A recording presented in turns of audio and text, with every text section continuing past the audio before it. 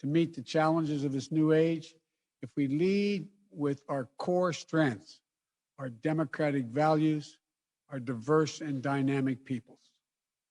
We both recognize our responsibility as leading democracies to defend our shared values around the world and to strengthen our own democracies at home. That means rooting out systemic racism and unconscious bias from our institutions and our laws, as well as our hearts. Today, we agreed to reestablish the Cross-Border Crime Forum and work together to modernize our approach to community safety and to do all the most we can, do more to take on racism and discrimination in both our systems. Canada and the United States are not only vital partners, we're NATO allies committed to shared defense. The Prime Minister and I discussed our work with our European allies to bolster transatlantic security, which includes meeting our Wales commitments. We also agreed to modernize the North American Aerospace Defense Command, NORAD, which is still the only binational military command of its kind. And we will launch an expanded U.S.-Canadian Arctic dialogue to cover issues related to continental security, economic and social development, and Arctic governance. And finally, coming on the heels of the G7 meeting last Friday, it was an opportunity for Prime Minister Trudeau and I to explore our bilateral partnership to reinforce and help drive issues of concern in our hemisphere and globally. That includes coordinating our approaches to better compete with China and to counter threats to our interests and values. Let me reiterate our support for the release of the detained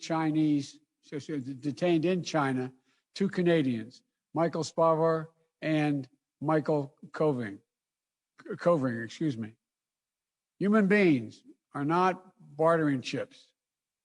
You know, we're going to work together until we get their safe return. Canada and the United States will stand together against abuse of universal rights and democratic freedoms. We're going to strengthen our shared commitment to providing safe haven for refugees and asylum seekers, and so much more. The United States has no closer and no more important friend than Canada. Our nations share a close geography and history that will forever bind us together, but our values are even more consequential. But it's the shared spirit of our people that's going to ensure ours is a future of hope and opportunity.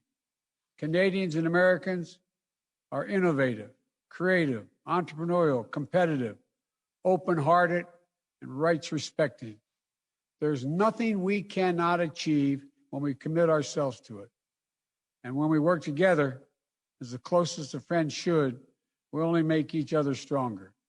So thank you again, Mr. Prime Minister, for your friendship and for your leadership. I look forward to when we're able to meet in person and all that Canada and the United States are going to accomplish together. So God bless you, and thanks for today. Thank you so much, Joe. Thank you, tout le monde. Merci tout le monde. Let me begin by saying that all of us are thinking of our friends in Texas right now. I know Sask Power has been sending electricity down, and as I told the President, Canada is here to help however we can. Mr. President, it's been great to sit down with you this afternoon. This is, of course, not the first time we've worked together. Back in 2016, I had the pleasure of hosting you here in Ottawa as Vice President. Over dinner, I remember talking about how the extraordinary friendship between Canada and the United States has not just weathered changing seasons, it has grown ever deeper and stronger. Well, today, we're taking our next step forward. The President and I discussed the ambitious new partnership roadmap based on shared values and priorities that will guide our country's work together over the coming years. In the face of COVID-19, of climate change, of rising inequality, this is our moment to act. So we're not wasting any time in getting down to work. Job one remains keeping people safe and ending this pandemic.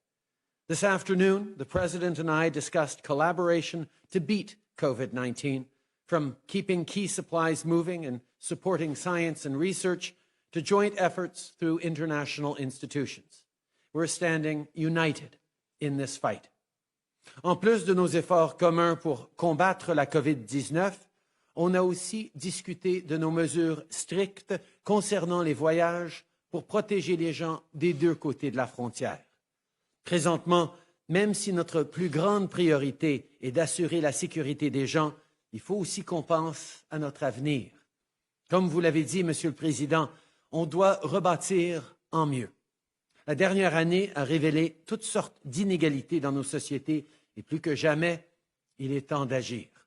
Le moment est venu de rebâtir des économies plus fortes dont tout le monde pourra profiter.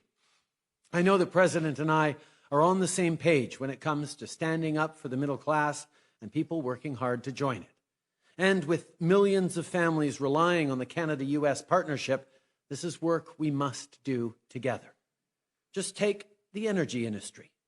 Canadian energy workers power homes on both sides of the border.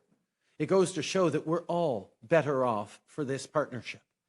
Today, the President and I discussed leveraging supply chains and support for businesses to create good, well-paying jobs and help people who've been hardest hit get back on their feet. Ici au Canada, l'innovation et l'énergie propre occuperont une place cruciale dans notre plan pour rebâtir notre économie. Le Président et moi avons discuté de l'importance d'une croissance propre afin de créer de nouvelles opportunités pour les Canadiens et les Américains et aussi pour protéger l'environnement et lutter contre les changements climatiques. Il faut continuer de poser des gestes significatifs pour respecter l'accord de Paris et atteindre nos objectifs en termes de carboneutralité. Finalement, on a aussi parlé des différents moyens de bâtir un monde plus fort et plus pacifique. Pour protéger nos citoyens et nos communautés, on doit travailler ensemble. Il faut notamment renforcer la défense continentale et combattre l'extrémisme violent. Et partout dans le monde, on doit défendre les valeurs et les intérêts qu'on a en commun, par exemple en renouant les alliances et en soutenant les institutions multilatérales. À ce propos, je tiens à remercier le président Biden pour son soutien dans le dossier de la libération de Michael Kovrig et de Michael Spavor en détention arbitraire en Chine. We're facing tough times, there's no doubt, but we're not facing them alone. Canada and the United States are each other's closest allies, most important trading partners, and oldest friends. And we stand united to beat this pandemic and build a better tomorrow, and I know our bond will grow even stronger. Thank you, Mr. President. Thank you, Joe, for your leadership, for your engagement, and thank you in advance for all the great work we're going to be doing together. Merci, mon ami. Thank you, Justin. Au revoir. Bonsoir.